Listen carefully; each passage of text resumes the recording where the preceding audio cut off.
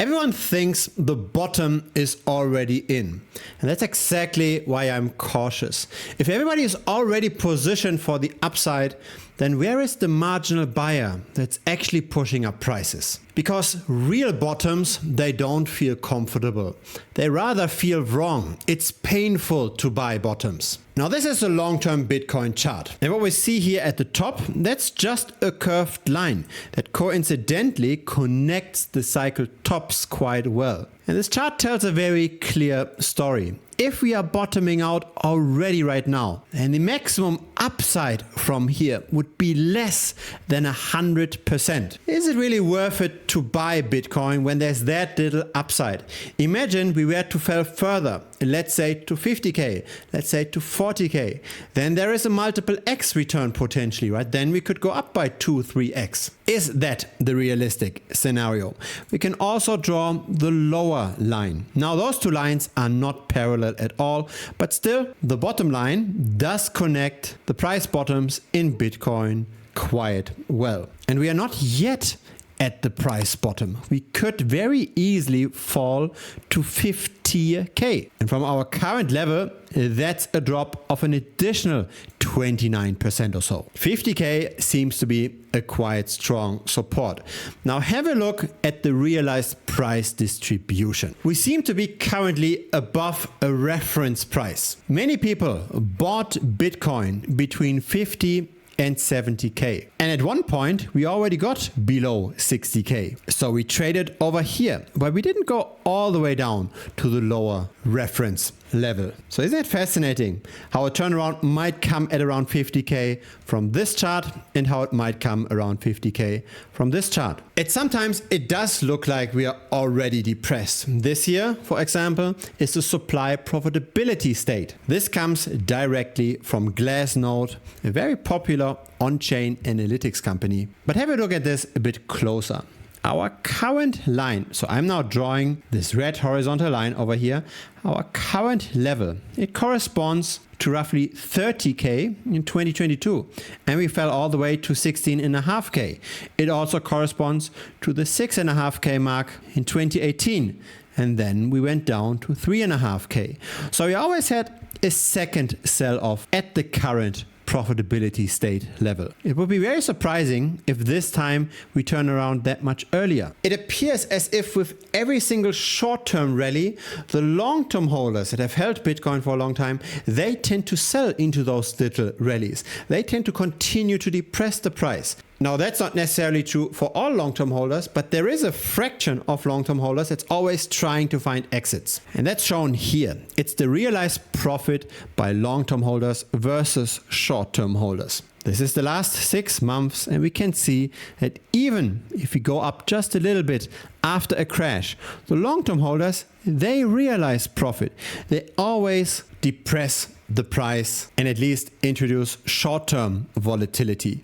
This here is the entire market's realized cap change. And actually, on average, people are realizing losses right now. They're not realizing gains.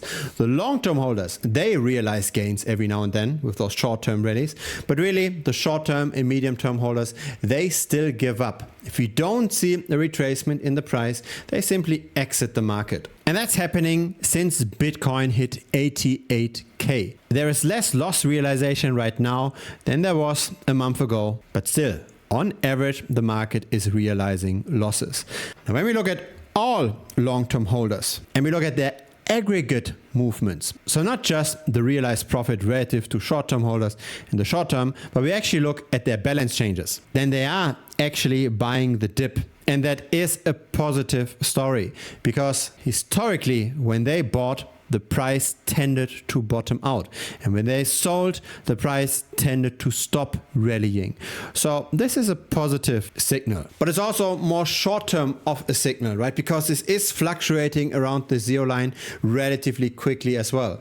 If the long-term holders stop accumulating, if they continue to just take short-term profit with every little mini rally, then the macro trend might take over. And again, the macro trend says that another wave of selling is not that unlikely. 50k is definitely possible in Bitcoin. Now here's another chart by Glassnode, the funding rate. Those charts, by the way, come from Glassnode Insights.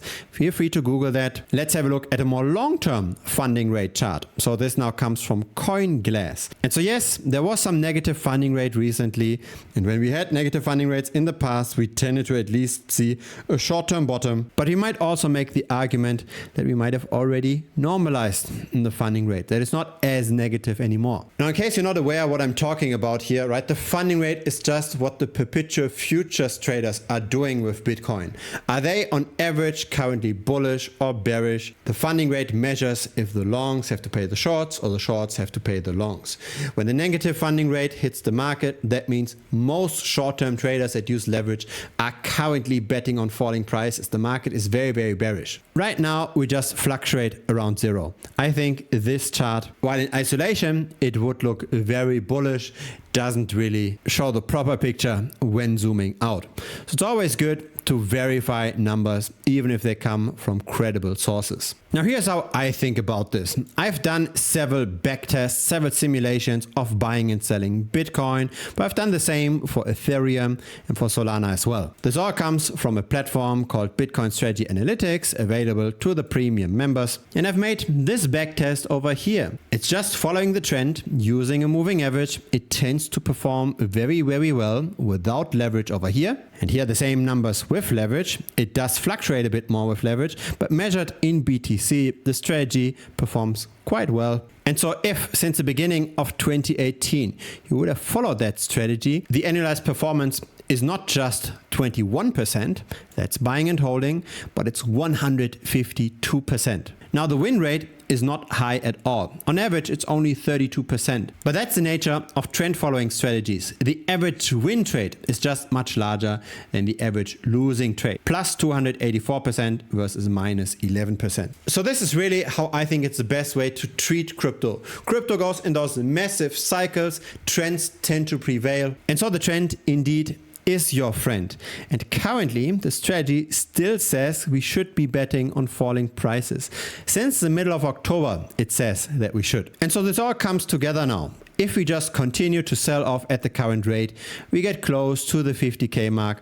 And then at some point, things will turn around. And they might turn around just at exactly that price level. And that's then also when the trend following strategy will turn bullish again. And it's always about risk to reward, right? In the prior bear market, if you bought exactly at that level, Bitcoin subsequently went up by more than 500%. And that's again the problem with the current price level. We can't even double from here. And if we were to fall to 50K, we can double. And the risk might not be perceived that bad. It's always about how much upside is there really. So I prefer numbers to just a random gut feel. This is our moving average trend follower that was started in October of last year. It's up roughly 15% or more than $500,000. And besides Bitcoin trend following, there's also Ethereum trend following. That's also doing quite well. And so before the end of the month, there will also be a new trend follower for Solana. I'll talk about the strategy and its numbers here on YouTube. If you want to join the trend follower, then feel free to get into the premium membership as well. The link to premium is down below. If you got some value out of this video, feel free to give this a like. It will help the channel grow. Feel free to also subscribe. I publish videos regularly. Looking very much forward to seeing you next time in YouTube or maybe even in premium. Cheers.